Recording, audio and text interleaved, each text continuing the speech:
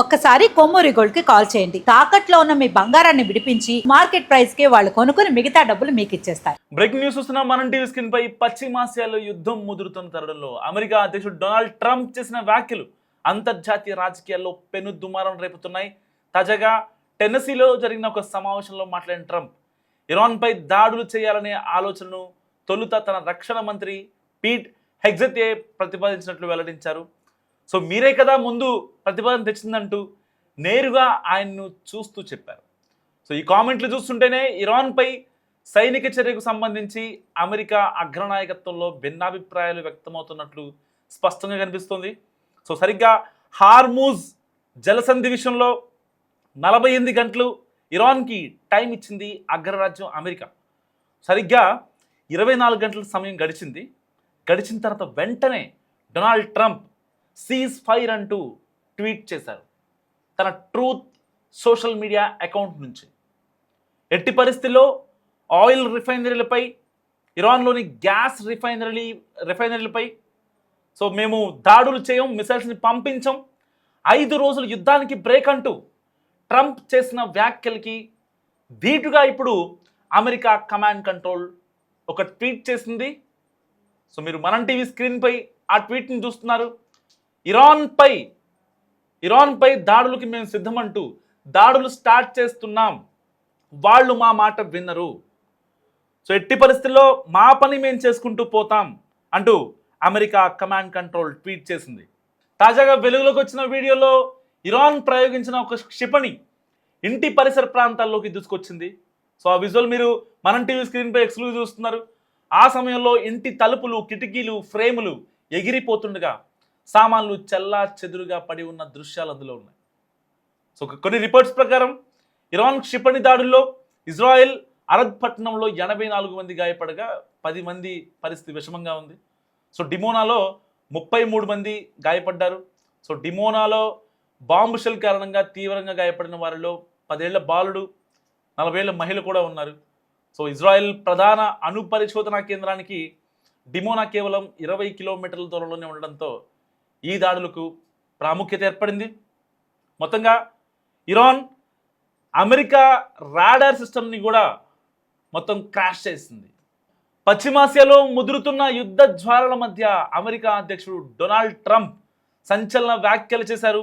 ఇరాన్పై సైనిక చర్య చేపట్టాలనే ప్రతిపాదన తనది కాదని, రక్షణ మంత్రి పీట్ హెగ్జెత్ ఇచ్చిన సలహా మేరకే తాను అడుగులు వేశానంటూ ట్రంప్ మరొకసారి మాట మార్చారు. టెన్నెసీలో జరిగిన ఒక రౌండ్ టేబుల్ కాన్ఫరెన్స్లో ట్రంప్ చేసిన కామెంట్స్ ఇప్పుడు ఇంటర్నేషనల్ వైడ్గా పెను దుమారాన్ని రేపుతున్నాయి. దాడి చేద్దామని మీరే కదా చెప్పింది అంటూ ఆయన మాట్లాడిన మాటలు అంటే ఇప్పటిదాకా అగ్రరాజ్యపు అధ్యక్షుడు, అధినేత, first person Donald Trump. So Trump ఒక మాట చెప్పాడు అంటే అథెంటిక్గా ఉంటుంది. H1B వీసాల విషయంలో అయినా, మైగ్రెంట్స్ని పంపించడం విషయంలో అయినా, ఇల్లీగల్ మైగ్రెంట్స్ని దేశం నుంచి యుద్ధ ప్రాతిపదికన పంపించడంలో అయినా, ఇంకెవరో ఈ గేట్స్, ఈ హెగ్జెత్తో, ఈ పీటర్సన్ను, ఇంకొకళ్ళు డెసిషన్ తీసుకోలే కదా. ఓన్లీ డెసిషన్ తీసుకున్నది ఎవరు? Donald Trump. సో ఇప్పుడు దాడి చేద్దామని చెప్పింది మీరే కదా పీట్ అంటూ తన రక్షణ మంత్రిని టార్గెట్ చేశాడు డొనాల్డ్ ట్రంప్. తన పక్కనే కూర్చున్న రక్షణ మంత్రి పీట్ హెగ్జెత్ని ఉద్దేశించి ట్రంప్ డైరెక్ట్గా ప్రశ్నించారు. సో పశ్చిమాసియాలో నెలకొన్న సమస్యను పరిష్కరించేందుకు సైన్యాన్ని పంపే విషయంపై తాను మొదట పీట్తో సహా పలువురు అధికారులతో మాట్లాడానని, సో పీట్ ఇరాన్ వద్ద అణ్వాయుధం ఉండకూడదని, అందుకే మనం దాడి చేయాలని మొదటగా చెప్పింది మీరే అంటూ పీట్ని ఉద్దేశించి డైరెక్ట్గా పక్కన కూర్చున్న వ్యక్తితోనే అక్కడ ట్రంప్ మాట్లాడారు. సో ఒక రకంగా అక్కడ పీట్ హెగ్జెత్, ఆ రక్షణ శాఖ మంత్రి ఎవరైతే ఉన్నారో అతను ఏం మాట్లాడలేనటువంటి సిచ్యువేషన్.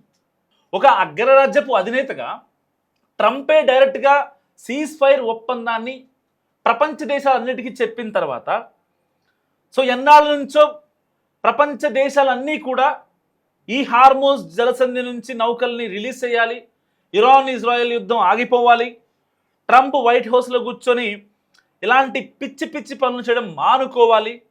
సో ప్రపంచ దేశాల్లో ఉన్న అందరి ప్రజల దగ్గర నుంచి ఇప్పుడు డొనాల్డ్ ట్రంప్ అంటే పిచ్చోడి చేతిలో రాయా అన్నట్టుగా అందరికీ పోట్రే అయిపోయింది. కాబట్టి తనని తాను సేవ్ చేసుకోవడం కోసం ఇక్కడ అమెరికా స్థాయిని కూడా దిగజార్చాడు డొనాల్డ్ ట్రంప్. ఆ విషయంలో ఏమాత్రం మొహమాటం లేదు. ఎందుకంటే రక్షణ శాఖ మంత్రి పీట్ హెగ్జెత్ అతని పేరు, పీట్ హెగ్జెత్తో కళ్ళ ముందే ఈ యొక్క ఇంటర్నేషనల్ జర్నల్స్ అడుగుతున్న ప్రశ్నకు మీరే కదా చెప్పింది పీట్ అంటే, ఆయన ఏం మాట్లాడతాడు? ఆఫ్ ద రికార్డ్గా ఇంటర్నల్గా జరిగిన సమావేశాల్లో పీట్ హెగ్జెత్ తన అభిప్రాయం చెప్పి ఉండొచ్చు కాక, తప్పేముంది దాంట్లో? ఒక రక్షణ శాఖ మంత్రిగా యుద్ధం జరిగితే ఎన్ని నెలలు జరుగుతాయి, ఎన్ని వారాలు, ఎన్ని రోజులు, ఎన్ని గంటలు చేయాలి, మన దగ్గర ఉన్న సామర్థ్యం ఏంటి, మన ఆర్థిక వ్యవస్థ తగ్గట్టుగా మనం ఎలా యుద్ధం చేయాలి అనే విషయాలు పీట్ హెగ్జెత్ ఒక మాట చెప్పుండొచ్చు, దాన్నే ఉంది. అతను ఆ కన్సర్న్ డిపార్ట్మెంట్కి మినిస్టర్ కదా. సో అలాంటి వ్యక్తిని ఇప్పుడు అందరి ముందు ప్రపంచ దేశాలపై నేను కాదు ఇరాన్పై యుద్ధం చేస్తే బాగుంటుందని చెప్పింది పీట్ హెగ్జెత్ అని చెప్పి అతన్ని పిచ్చోని చేశారు ప్రపంచ దేశాల ముందు. సో ఇరాన్పై దాడుల విషయంలో విమర్శలు వెల్లువెత్తుతున్న తరుణంలో ఈ నిర్ణయానికి బాధ్యుడిని చేస్తూ రక్షణ మంత్రిపై నిందలు మోపడం ట్రంప్ వ్యూహాత్మక ఎత్తుగడగా చాలామంది విశ్లేషకులు భావిస్తున్నారు. సో ఇదే సమయంలో ఉపాధ్యక్షుడు జెడీ వ్యాన్స్ గురించి కూడా ట్రంప్ ఆసక్తికర వ్యాఖ్యలు చేశారు. ఇరాన్తో యుద్ధం చేయడం పట్ల వ్యాన్స్ అంత ఆసక్తిగా లేరని ఆయన స్పష్టం చేశారు. అలాగే ఇరాన్ ఇలా గల్ఫ్ దేశాలపై విరుచుకుపడుతుందని మేము అసలు ఊహించలేదు, దీని గురించే మేము ముందే ఆలోచించలేదంటూ ట్రంప్ ఒప్పుకోవడం గమనం. ఒక్క మాట ఇందులో, ఒక్క మాట. ఎందుకంటే ఇక్కడ రక్షణ శాఖ మంత్రిని పిచ్చోన్ చేశాడు, అండ్ అమెరికా ఉపాధ్యక్షుడు జేడీ వ్యాన్స్ గురించి కూడా డొనాల్డ్ ట్రంప్ మళ్ళీ ఒకసారి పిచ్చోన్ చేశాడు. పాప ఆయన కూడా ఇరాన్పై యుద్ధం చేయడం జేడీ వ్యాన్స్కి ఇష్టం లేదంటే మరి అలాంటప్పుడు నువ్వు ఎందుకు పంపించావు? సముద్ర జలాల్లోకి జలాంతర్గాముల్ని, యుద్ధ నౌకల్ని, ఇక్కడ గల్ఫ్లో ఉన్న మీ ఎయిర్ బేసుల్ని ఎందుకు మరి సైనికుల్ని పంపించావు? యుద్ధం చేయడానికే కదా. మిసైల్స్ కూడా పంపించావు కదా ఇళ్లలోకి. ఇరాన్లోని చాలా ప్రావిన్స్లో ఇళ్లల్లో కూడా మిసైల్ పంపించారు, సివిలియన్స్ని కూడా దాడి చేసి ప్రయత్నం చేశాడు ట్రంప్. సో ఆ మిసైల్స్ ఇజ్రాయెల్ కన్ఫర్మ్ చేసేసరికి ఇజ్రాయెల్ చంపింది అనుకుని మళ్ళీ ఇరాన్ వాళ్ళు ఏం చేశారు, వాళ్ళ దగ్గర ఉన్న మిసైల్స్ని ఇరాన్ మీద వేశారు. సరే, వీళ్ళు ఇక్కడ చిన్న దెబ్బ తగిలితే ఇజ్రాయెల్లో చాలా పెద్ద దెబ్బలు తగిలాయి. పెద్ద ఎత్తున ఆయిల్ రిఫైనరీ కావచ్చు, ఇటు గ్యాస్ రిఫైనరీలు కావచ్చు, చాలా పెద్ద ఎత్తున ధ్వంసం అయ్యాయి. కొన్ని లక్షల కోట్ల రూపాయల ఆస్తి నష్టం. ఇటు ఇరాన్ యొక్క బాధ చూసి ప్రపంచ దేశాలు కొన్ని ఏవైతే ఉన్నాయో, షియా వర్గం ఏదైతే ఉంటుందో ముస్లిమ్స్లో, సో ఆ మహిళలు కావచ్చు, సో చాలామంది ఎవరైతే తమ కండోలెన్స్ని తెలిపే వాళ్ళు ఎవరైతే ఉంటారో, కొన్ని వేల కోట్ల ఆర్థిక సాయాన్ని ఇప్పుడు ఇరాన్ కూడా ప్రకటిస్తున్న నేపథ్యం. ఈవెన్ ఇండియా నుంచే ఒక 100 కోట్ల విరాళం వెళ్ళింది. దాంట్లో చాలామంది మహిళలు కూడా ఉన్నారు. ఇరాన్ లాంటి కంట్రీకి ఏం కాకూడదు, ఫర్దర్గా ఫ్యూచర్లో మనలాంటి కంట్రీస్ బతుకుతాయి ఇరాన్ వల్ల. ఇరాన్కి మనకి శత్రు దుర్భేజాలు లాంటివి ఏం లేవు కాబట్టి, సో ఇరాన్ లాంటి కంట్రీ బతికితే మన దేశంలో చాలామంది ఇండియాకి బతుకుతారు. సో మన వాళ్ళు కూడా, మన ఇండియా నుంచి కూడా చాలామంది ఆడపిల్లలు అక్కడికి ఇరాన్కి వెళ్ళి ఎంబీబీఎస్ అలాంటివి చేస్తూ ఉంటారు. సో అలాంటి వాళ్ళు కూడా వెనక్కి వచ్చేసారు. ఇవన్నీ తెలుసుకుని చాలామంది ఇండియన్ మహిళలు ఏం చేశారంటే ఒక 100 కోట్ల రూపాయల వరకు విరాళం కూడా ప్రకటించారు.